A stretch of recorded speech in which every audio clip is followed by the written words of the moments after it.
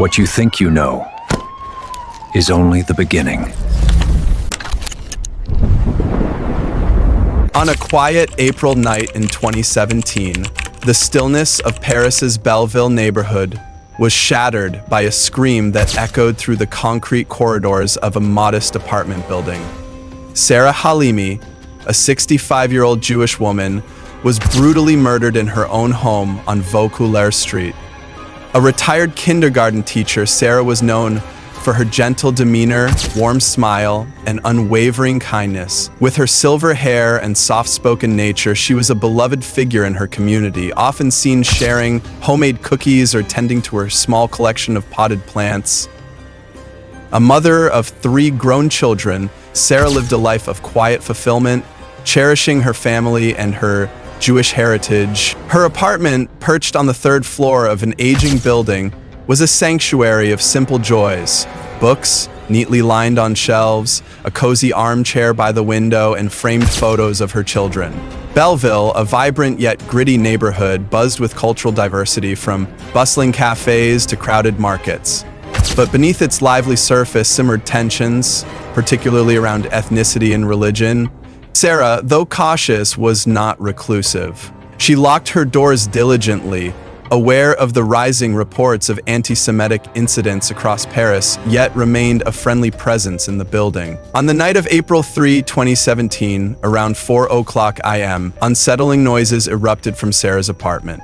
Shouts, scuffles, and hateful slurs pierced the silence, waking several neighbors. "I heard her cry out, then a man's voice yelling insults, horrible things about Jews," one neighbor later recalled, her voice trembling. A desperate call to the police was placed at 4:25 a.m., but by the time officers arrived, it was too late. The apartment door was locked from the inside. When police forced their way in, they were met with a harrowing scene. Sarah's lifeless body lay crumpled, her injuries severe, blood staining the floor. She had been beaten and thrown from her balcony to the courtyard below. Sarah's family was devastated. Her eldest son, David, was the first to receive the call. "My mother was the kindest soul I knew," he said, choking back tears in a later interview. "She lived for her family and her community."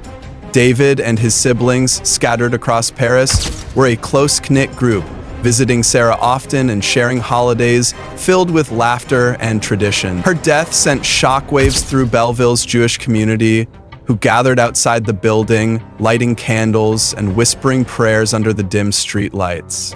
The neighborhood was rattled. Neighbors, even those who barely knew Sarah, felt a creeping unease. "We knew there were tensions here, but no one thought it would come to this," said an elderly woman from the next apartment. Questions swirled about the building's security. No cameras, no guards, just flimsy locks on aging doors. Whispers of antisemitism began to surface, fueled by the hateful words overheard that night. "It wasn't just a murder," one resident murmured.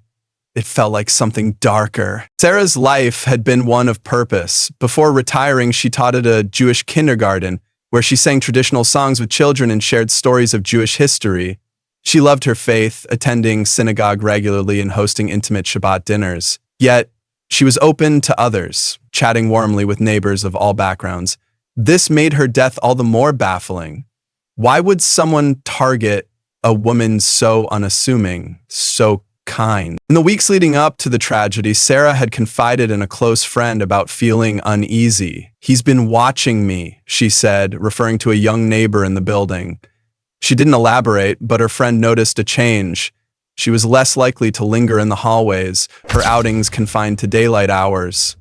These subtle hints, dismissed at the time, would later prove critical. Initially, the police treated the case as a standard homicide, a decision that frustrated Sarah's family and the Jewish community.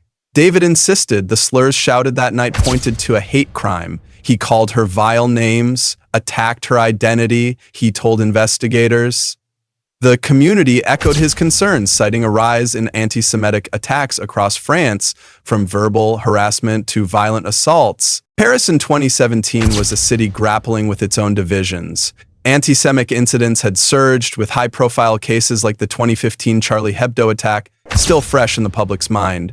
Organizations like CRIF, Representative Council of Jewish Institutions in France, had long warned of growing hostility toward Jews, particularly in diverse areas like Belleville. Yet authorities often hesitated to label such crimes as hate-driven, leaving communities feeling unheard. As news of Sarah's death spread, small protests erupted in Belleville.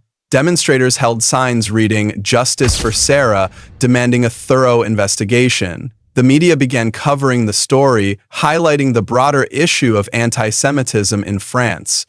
Sarah's family, though grieving, remained resolute. "We don't want vengeance," David said at a vigil. "We want the truth and justice for our mother."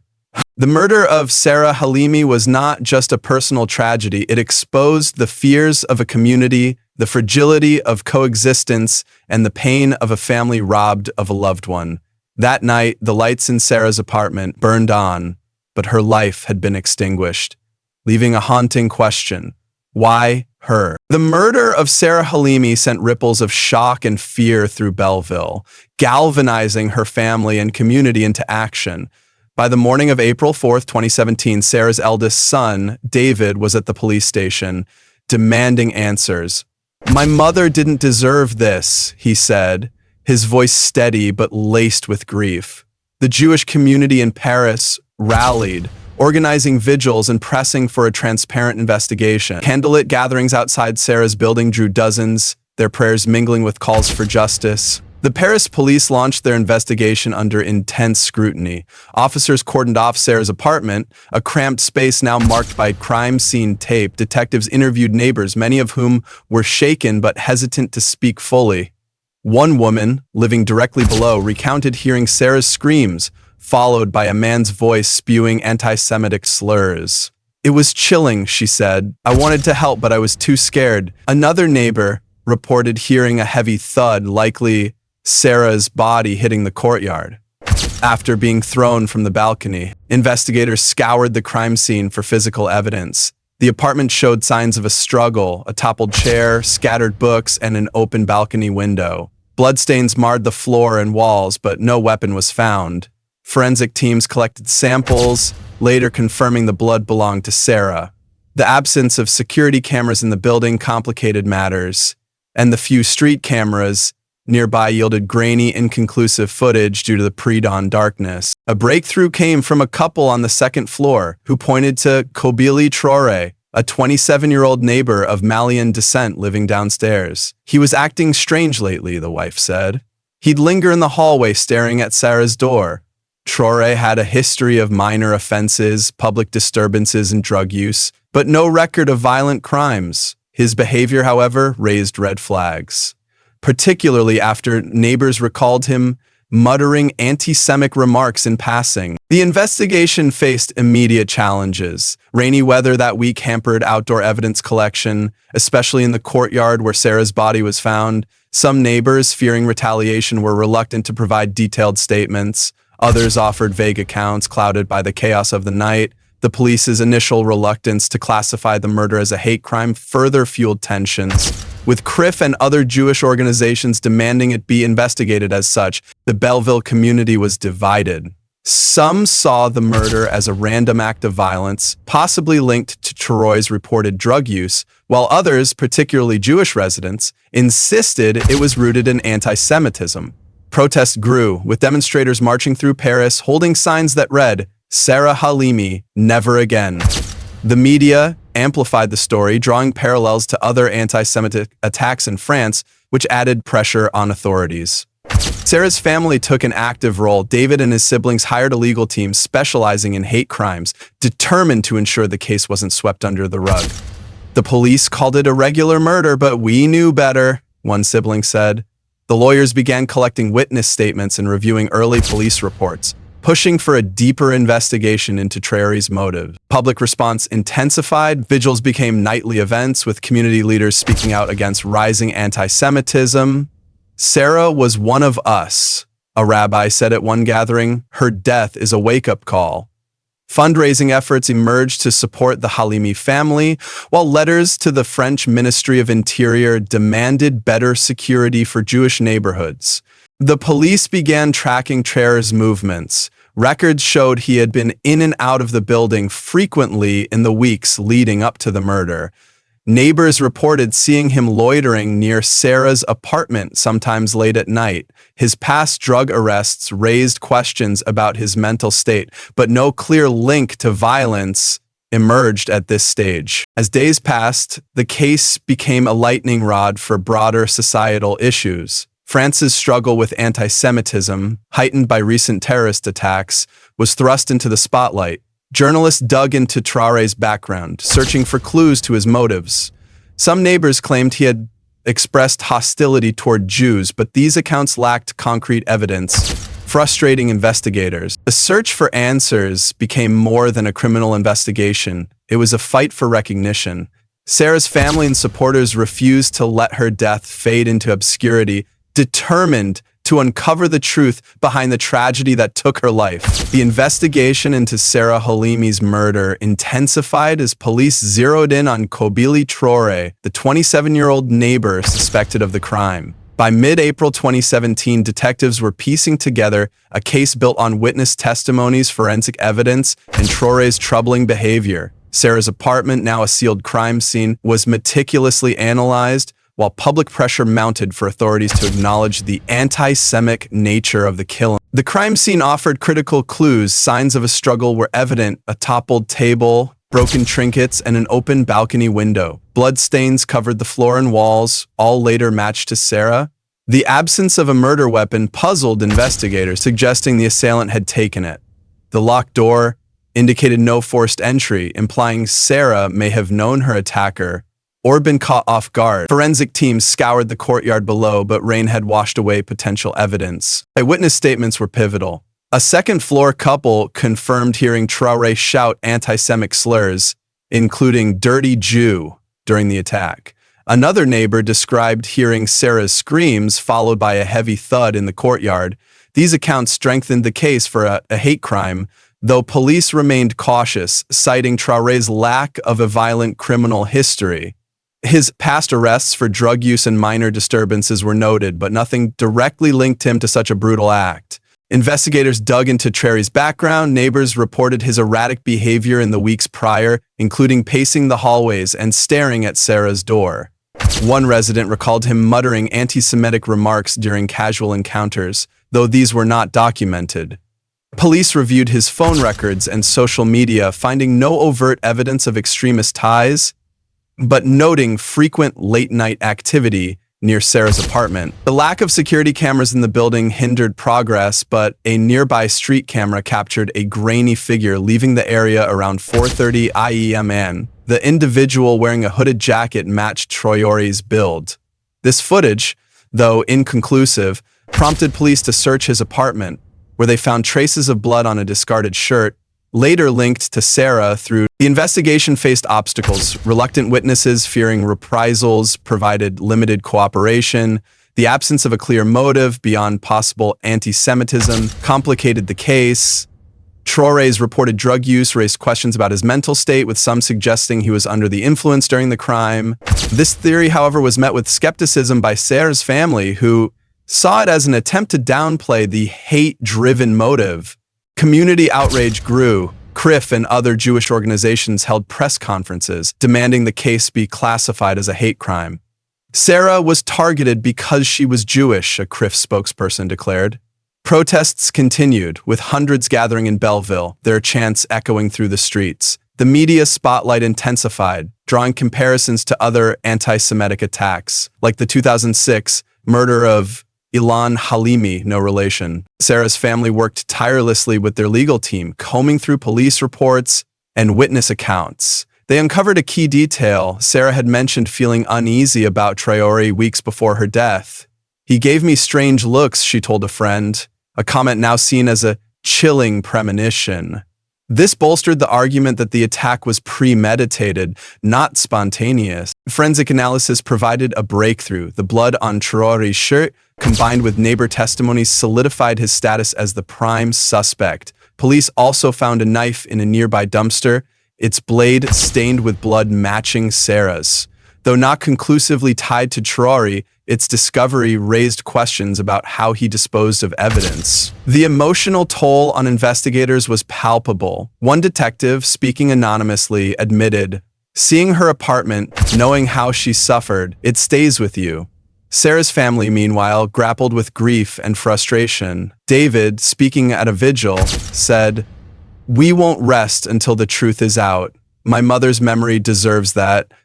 As the investigation progressed, the case became a symbol of France's struggle with anti-Semitism.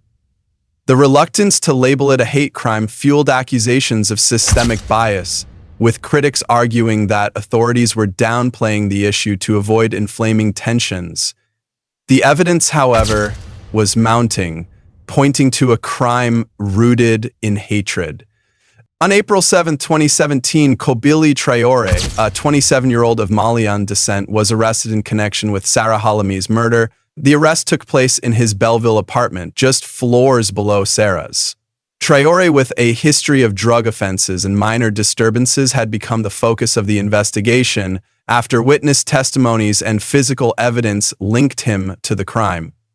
His apprehension marked a turning point, but it also ignited a firestorm of debate about motive, justice, and societal tensions in France. Traore's background painted a complex picture. Born in Mali and raised in Paris, he lived with his family in the same building as Sarah. Neighbors described him as erratic, often seen pacing or muttering to himself.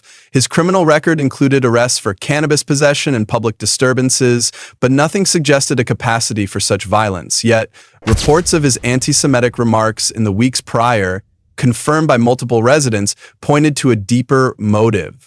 The arrest followed a swift but meticulous investigation. Blood on a shirt found in Traore's apartment matched Sarah's DNA, and the knife in a nearby dumpster bore traces of her blood. Witness accounts of his slurs and presence near Sarah's apartment on the night of the murder sealed his status as the prime suspect. Police apprehended him without resistance. Traore appeared disoriented, claiming he had no memory of the night in question. During interrogation, Traore's statements were inconsistent. He initially denied involvement, insisting he was elsewhere. When confronted with the blood evidence and witness testimonies, he claimed to have been under the influence of drugs, saying, "I wasn't myself." He admitted to entering Sarah's apartment but maintained the attack was not premeditated. These contradictions fueled skepticism, with investigators noting his calm demeanor during the crime suggested calculation. The evidence against Traore was compelling. The blood-stained shirt, the knife, and the lack of forced entry pointed to his guilt. Witnesses confirmed hearing him shout anti-Semitic insults, aligning with Sarah's prior concerns about his behavior. A toxicology report later confirmed cannabis in his system, but experts debated whether it could explain such extreme violence. The prosecution leaned toward a hate crime, though Traore's defense argued diminished responsibility due to intoxication. The arrest brought mixed emotions to Belleville. Sarah's family felt a glimmer of relief, but their grief remained raw. "It's a step toward justice, but it won't bring her back," David said. The Jewish community, while hopeful, was frustrated by the police's initial hesitation to classify the crime as anti-Semitic. Protests continued, with demonstrators demanding accountability and broader action against hate crimes. The case exposed deep societal rifts. France's history of anti-Semitism, coupled with recent high-profile attacks, made Sarah's murder a rallying cry. CRIF and other groups criticized the authorities for their slow response, arguing it reflected a reluctance to confront anti-Semitism head-on. Meanwhile, some defended Traore, citing his lack of prior violent convictions and possible mental health issues, further polarizing the debate. Sarah's family pushed for a hate crime designation, working closely with their lawyers to ensure Traore faced the full weight of the law. They uncovered additional witness statements, including one from a neighbor who saw Traore lingering near Sarah's door days before the murder. This strengthened the case for premeditation, countering claims of a spontaneous act. The trial, which began in 2019, was fraught with tension. Prosecutors argued Traore targeted Sarah because of her Jewish identity, citing his slurs and prior behavior. The defense claimed his drug use impaired his judgment, seeking a lesser charge. Key testimonies came from neighbors and Sarah's family, whose emotional accounts moved the courtroom.